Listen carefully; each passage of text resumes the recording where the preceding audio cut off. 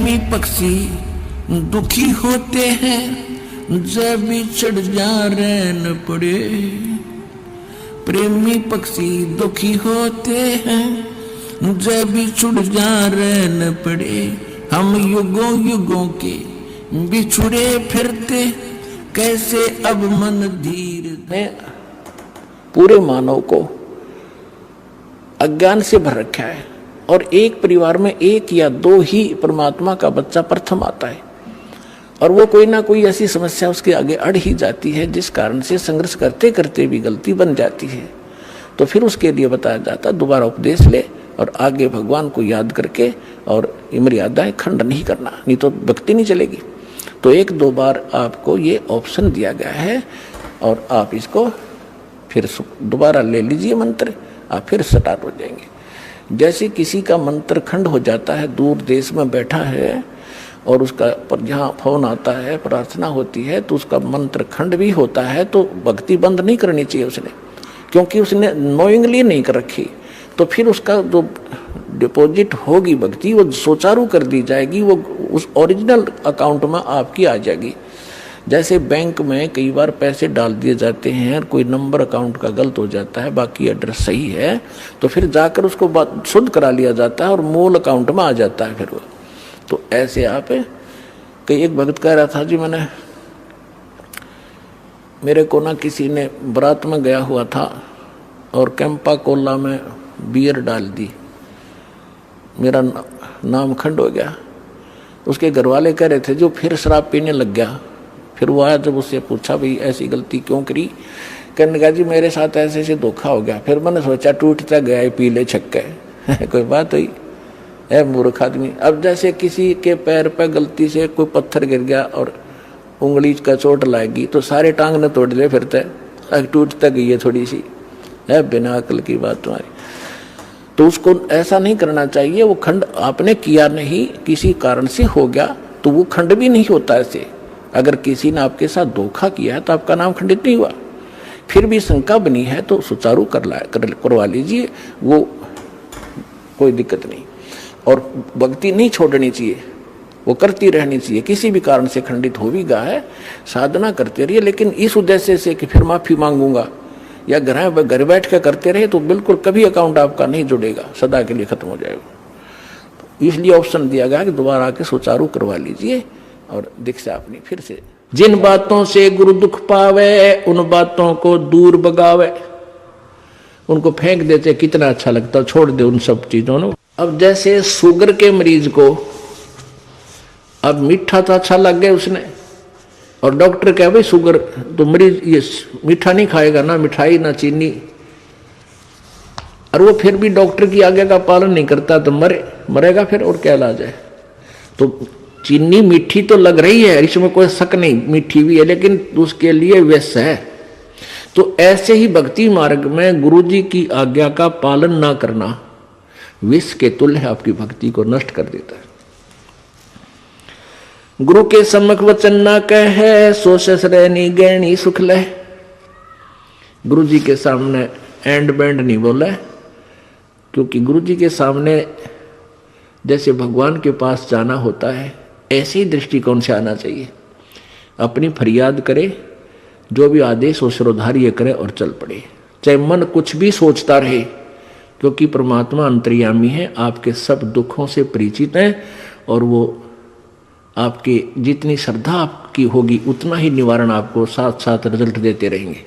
तो आपने समर्पण और श्रद्धा बढ़ानी है, उसके बढ़ाने के लिए आपको यहाँ बुलाया जाता है, भक्ति कराई जाती है, दान पुण्य करवाया जाता है, सेवा करवाई जाती है, ताकि आपकी श्रद्धा जितनी बढ़ेगी उतना ही प्रभु आपके संकटों का निवारण समांतर करता रहेगा।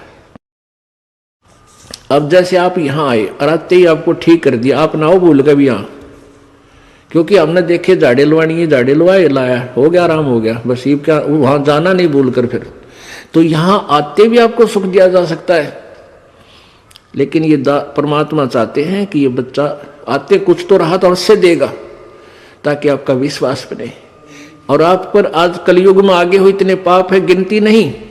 एक सुख थोड़ा बहुत मालिक अपनी तरफ से अवश्य देता आपको, फिर 100 संकट और हैं भी तो आपके ऊपर बैलेंस, वो भी निवारण करवाने हैं, तो फिर आपको बुलाया जाता है कि आप महीने में एक बार अवश्य आइए। आपको बुलाने का क्या तात्पर्य है कि यहाँ आने से आपको बहुत पुण्य मिलता है, आपको बहुत भक्ति लाभ होता है। आप बच्चे हो, आपको मालूम नहीं, ये दास डॉक्टर है जो भी आपको कैसे कैसे आपके अंदर शक्ति प्रवेश करवानी है, प्रभु की पुण्य कैसे प्रवेश करवाने हैं, फिर ये ज्ञान आपके हृदय में पहुंचाना है। और जिस दिन आपकी श्रद्धा पूरी हो जाएगी, आप सपने में भी दुखी नहीं होगे, ये सत्कर मान लेना। क्योंकि पाप जब बढ़ जाते हैं, जन्म में भी दुखी, सोए फिर भी दुखी, क्यों सपने भी बुंडे बुंडे आवे। और जब आप भक्ति करोगे, ढंग से लग जाओगे, आप वैसे भी सुखी और स्वप्न में भी परमात्मा की भक्ति है, आरती करते होगे, कभी मंत्र कर रहे होगे, कभी मेरे गुरुदेव भगवान ये गा रहे होगे, स्वप्न में भी सुखी, यानी भक्ति स्वप्न में भी हो रही होगी। गुरु से शेष करे चतुराई, सेवाहीन नरक में जाई। ओह, जो गुरु जी के सामने चतुरता करता है, छल कपट करता है, उसकी जो सेवा है यानी वो पूजा समाप्त हो जाती है, धन भक्ति का, और कहते हो नरक में जाई, नरक में डाल दिया जाता है। शेष होए सर्वस्व नहीं वारे, ये कपट मुख प्रीत उचारे। शेष होके और समर्पण नहीं किया तो क्या काय का भगत वो, और हिये कपट मुख प्रीत उचारे। अंदर तो दोष है, ऊपर तो मीठा बोला है, ये भगवान को पसंद नहीं। सो जीव कैसे लोक सिधाई, बिन गुरु मिले मोहे ना पाई। गुरु से कपट करे चतुराई, सोहन सा भव भर में आई। गुरु से कपट शेष जो राखे, यमराज जाके मुगदर चाखे। गुरु जो जन गुरु की निंदा करही, शुक्र समान गर्भ में पढ़ही। गुरु की निंदा सुने जो काना, ताको निश्चय नरक निदाना। अपने मुख निंदा जो करही, परिवार सहित नरक में पढ़ही। अपने आप क्या बताते हैं परमात्मा के अपने गुरुजी की निंदा यदि कोई कर रहा है तो भी आपने सुननी नहीं चाहिए। यदि गुरु की निंदा सुने जो काना, ताको निश्चय नरक निदाना।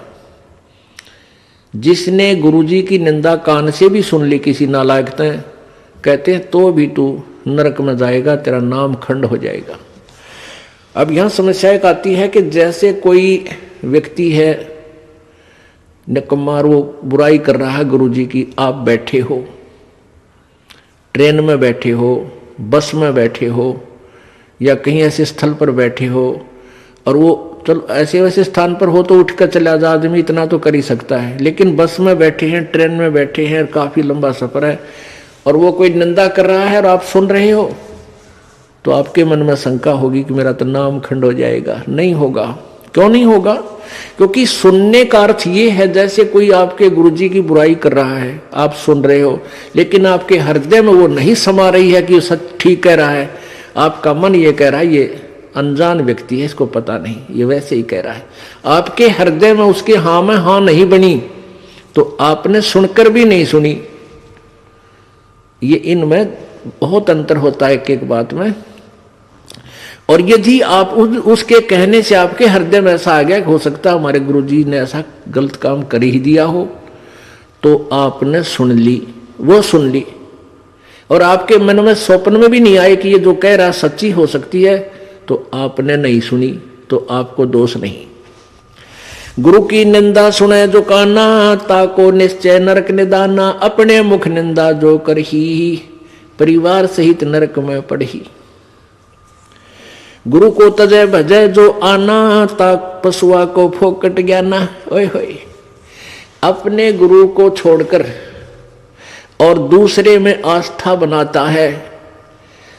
अब जैसे आप किसी भी कोई भी आपको इस भक्ति मार्ग का ये ज्ञान दास से सुनकर आपको कोई सुना रहा है भक्त, और आपकी श्रद्धा उस भक्त में हो जाती है, वो होई तो बहुत अच्छा है, बहुत प्यारा है, और उससे के चरण छूने लग जाए और उसी के ऊपर आसक्त हो गए, तो आपका गुरुजी से नाम खंड हो गया।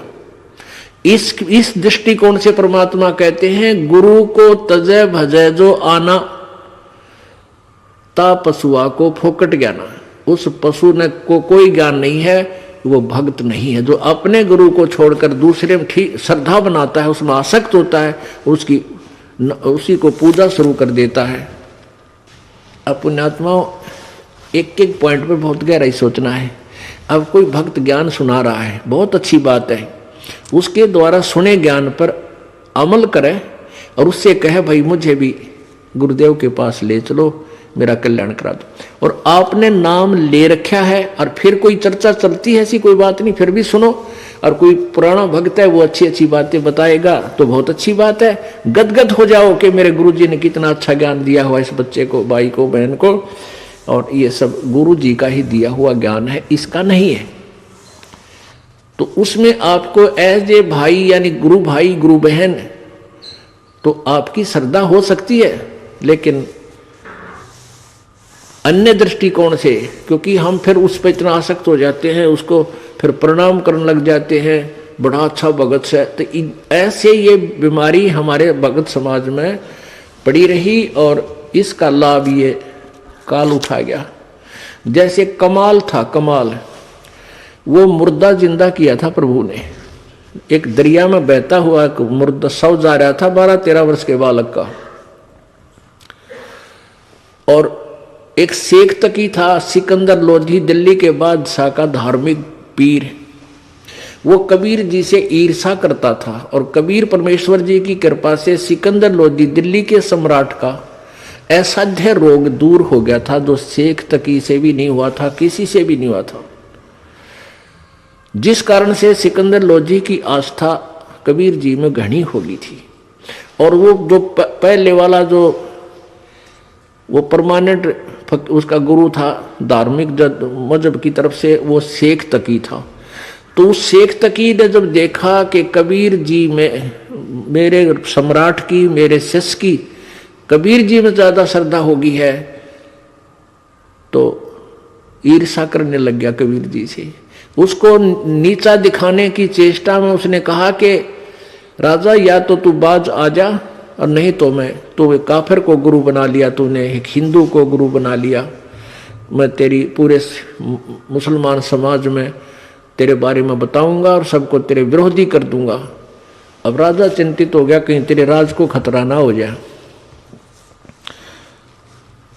तो परमात्मा के सामने उसने अपनी प्रार्थना रखी। कबीर जी ने कहा भी ठीक है। तो शेख तकी ने क्या शर्त रख दी कि मैं जब इसको मानूंगा ये भगवान है, अल्लाह का नबी है, कोई मुर्दे को जीवित कर दे। तो परमात्मा ने जो अपने भगत की टेंशन दूर करनी थी सिकंदर लोधी की, तुरंत कर दी। जिस दरिया के किनारे वो खड़े थे वहीं पर एक मुर्दा बच्चे का शव बहता हुआ आ गया। कुछ कबीले ऐसे होते हैं, ना तो वो गाड़ते जमीन में, ना सभा करते, वो जल प्रवाह कर देते हैं मृत्यु होने के बाद के पशु जीव जंतु इसके शरीर का मांस खा कर दुआ देंगे। ऐसे सुसज्जित एक बना करके प्लेटफार्म सा, फ्लोट सा, एक घास फूस का जो तैरता रहे ऐसा बना देते हैं, बेड़ा सा, उसके ऊपर शव को लुटाकर और चलता कर देते। तो उसी समय वो लड़के का शव आ गया। परमेश्वर कबीर जी ने अपनी शक्ति से उसको जीवित कर दिया था। तो सभी ने कहा कमाल कर दिया, कमाल कर दिया, उसका नाम कमाल रख दिया और उस बच्चे को अपने साथ अपने बालक रूप में, शिष्य रूप में रख लिया। अब वो युवा बालक हो गया, कुछ दिनों के बाद 10-15 साल में 20-25 वर्ष की आयु का हो गया।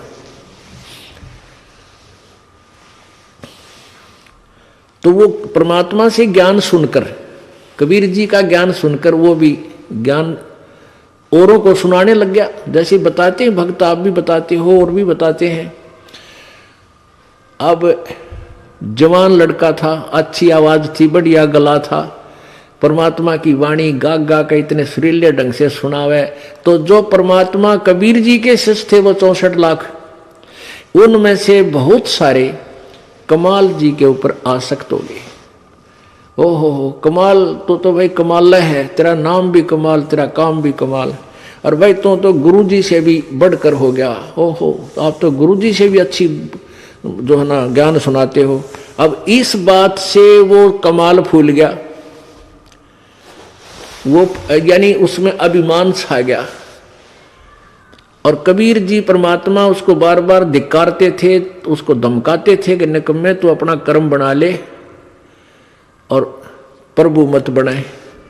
लेकिन ये प्रभुता की भूख इतनी बुरी होती है, जीव नरक जाना स्वीकार कर लेगा, प्रभुता छूटे नहीं। कहते हैं राज तजना सहज है, सहज त्रिया का ने, और मान बढ़ाई ईर्षा दुर्लभ तजनाई। और जब तक ये नहीं तजे जाएंगे इतना भगवान नहीं मिले। तो हम निकले भगवान के लिए, हमें पता है मनुष्य जीवन मिला भगवान प्राप्ति के लिए, और फिर उसमें कोई वस्तु बाधा उसने फेंक दे तुरंत तोड़ के, उसको एक तरफ फेंके तो भगवान मिले। लेकिन उस कमाल ने परमात्मा के आदेश का पालन किया नहीं, तो प्रभु ने उसको धमका दिया। वो वहां से निकलकर परमात्मा से रुष्ट होकर, अक्षुब्ध होकर, खिन्न होकर के वहां से निकल गया और जाके कहीं दूर देश स्थान पर रहने लगा, जहां के वो नालायक भक्त गुरुजी के शिष्य उसको चाहते थे, वहीं चला गया, वहां रहने लग गया। अब वहां रहा, उसने एक छोटा सा आश्रम बना लिया। अब पुण्यात्मा समर्थ जो कार्य करता है कोई जीव नहीं कर सकता। जैसा कल उदाहरण दिया था कि जैसे वायु बहुत लंबी चौड़ी है, बहुत ज्यादा था है, और उसमें से एक टायर में पंप से हवा भर भी ली, वो टायर ट्यूब में टायर में डालकर ट्रक में डाल दिया, ठीक है, वो काफी सहयोगी होगी वह हवा उसको, लेकिन वो तो सीमित है। ऐसे ही किसी भक्त ने, उस कमाल ने परमात्मा की कुछ दिन सेवा करके, दोनों नाम दिया, उसकी भक्ति करके कुछ शक्ति अवश्य होगी थी, लेकिन वो जीव ही था। और वो अनजान भक्त जो परमात्मा के शिष्य थे कबीर जी के, उस पर आसक्त हो गए। तो यहाँ बताते हैं गुरु को तजय भजय जो आना ता पशुआ को फोकट गया ना। जब कबीर खुद बालक बैठे और उस वो कमाल के टिंडे देगा उन्हें, कमाल की बात, यहीं से हम गिरते, सतर गिरता गिरता यहाँ आ लिए। हम सतलोक में इसी तरह गिरे थे। हम अपने भगवान को छोड़कर परमेश्वर कबीर जी सत्य पुरुष को, और ये ज्योति निरंजन काल वहां तपस्या कर रहा था एक टांग पर खड़ा होकर।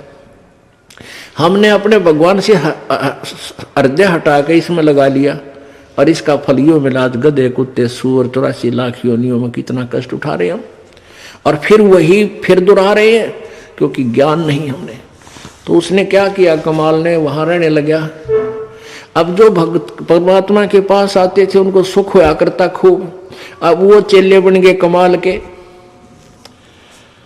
अब 5-4 वर्ष तो उनके काम ठीक चले, क्योंकि जो हैंडपंप से पानी उन्होंने ले लिया था वो जब तक चला उनकी पुण्य कमाई, तब तक तो वो दुखी हुए नहीं।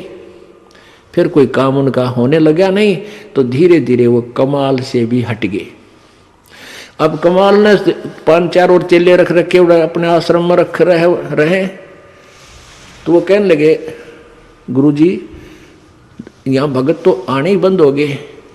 तो उन्होंने कहा भाई यूँ करे कि गुरुजी का जन्मदिन मनावांगे कल, जेठ की पूर्णमासी आ गई, सब न कह दे भाई कल जेठ उतरते की पूर्णमासी है और गुरुजी का प्रगट दिवस मनाएंगे, और खीर खार बनावांगे, भंडारा करेंगे, सभी गांव वालों दूध लाइयो, दूध पहुंचाना। अब पहले कोई समागम करता था तो गांव वाले खुश होकर दूध ले जाते थे और ठोक देते थे ड्राम के ड्राम। अब किसी का लाभ होया नहीं, सारे की बयानवटी होगी, दूध रहा ना ढंगता, तो सब कपटी हो गए। अब सब ने सोचा भी बखत से दूध डालावांगे और ना डालकावांगे तो यू नाराज हो जाएगा, कदे शराब स्वरूप ना दे दे कमाल। और प्रत्येक के मन में, क्योंकि परमात्मा कबीर जी खेल खेलते हैं। अब वो जो भगत थे गांव वाले, जो 50-60-100 जितने भी थे, उन्होंने सबके मन में के दुर्भावना आ गई कि बखत तो उठ कर सबसे पहले मुंह अंधेरे जाऊंगा और दूध की जगह पानी का लोटा डालूंगा, किसने बेरा पट्टा है। अब सुबह सुबह लाग गई लाइन, महाराज जी सत साहेब कहा भाई सत साहेब आज दूध लाए हैं, डाल दो भाई वहाँ ड्राम में, जो से पहले कराया करते।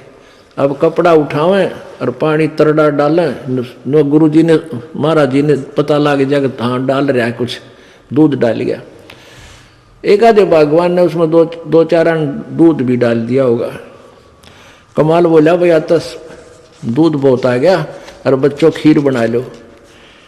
अब वो लगे खीर बनाने, वो ड्राम पानी का भरा, थोड़ा बहुत दूध उसमें कितना गिर गया को भगवान। तो कहने लगे गुरुजी तो सारा पानी का फुल भरा है। कमाल बोला झूठ बोलो, देखा जागे सारा पानी का भरा, किसकी खीर बनी थी। इतना शर्मिंदा हो गया, रात्रि में उस आश्रम ने छोड़ कर पता नहीं कित मरिया जाके छोड़ चल गया। तो इस प्रकार परमात्मा कहते हैं अब आप भी मरिया और उन शिष्यों उन पुण्यात्माओं को ले डूबा, नकमी आत्मा जो परमात्मा से जुड़ी थी। गुरु को तजय भजय जो आना, तापसुआ को फोकट ज्ञाना। गुरु से बैर करे शिष जोई, भजन नाश और बहुत बिगोई। पीढ़ी सहित नरक में पर ही, गुरु आज्ञा शिष लोप जो कर ही। चेला अथवा उपासक होई, गुरु सुमुख ले झूठ संजोई। निश्चय नरक पड़े से सोई, वेद पुराण भाकत सब कोई। सम्मुख गुरु की आज्ञा धारे, और पीछे ते सकल निवारे। एक सामने आकर के तो हाँ जी हाँ जी हाँ जी, और पीछे ते छोड़ देने कि जरा फिर देखेंगे। तो कहते हैं सम्मुख गुरु की आज्ञा धारे और पीछे ते सकल निवारे, यार सब ने रिजेक्ट कर बैठे। ऐसे नकली शिष्यों का उद्धार नहीं होता। सोच से घोर नरक में पड़ही, रुद्राद पीवे नहीं तरही। मुख पर वचन करे परवाना, घर पर जाए करे विज्ञाना। मुख पर तो सारी बात माने और घर पर जाके चौधरी पाक अपने हिसाब से सेटिंग करो ना, नो ऐसे ठीक नहीं गुरु, ये ऐसे होना चाहिए। तो परमात्मा कहते हैं आप जीव हैं और जीव संज्ञा में ही रहना चाहिए। आपने परमात्मा की आज्ञा में कोई भी दोष नहीं निकालना चाहिए, फाइनल हो। अब गुरु जी की आज्ञा देगा आपको। हम क्या आज्ञा देते हैं भाई? बीड़ी मत पीना, शराब मत पीना, तम्बाकू मत पीना, बुराई ना करना, चोरी मत करियो, रिश्वत मत लेना, भगवान पर विश्वास रखना, भक्ति करना, आनुपाशा मत करना। और ये सारी ही ना करने की है और ये आज्ञा पालन करने की है। और ये भी नहीं करोगे फिर भगत कैसे? व्यर्थ। मुख पर वचन करे परमाना, घर पर जाए करे विज्ञाना। जहां जावे ता निंदा करही, सोच घोर नरक में पड़ही। ऐसे शिष को ठाहर नाही, गुरु विमुक्त लोचत मन माही। वेद पुराण कहे सब साखी, साखी शब्द सब है यो बाकी। मानुष जन्म पाए कर खोए है, सतगुरु विमुखा युग युग रोए। अब सतगुरु से विमुख होने वाला कहते हैं युग युग रोएगा।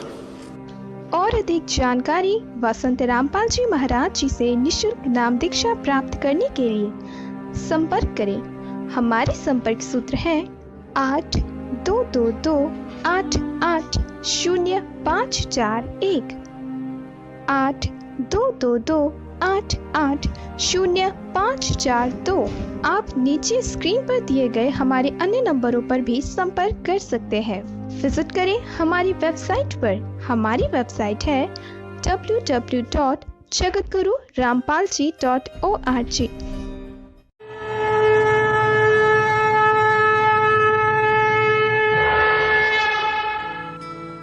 इस वीडियो के बारे में अपनी राय नीचे कमेंट सेक्शन में हमें बताएं और अपने दोस्तों के साथ ये वीडियो शेयर करना ना भूलें।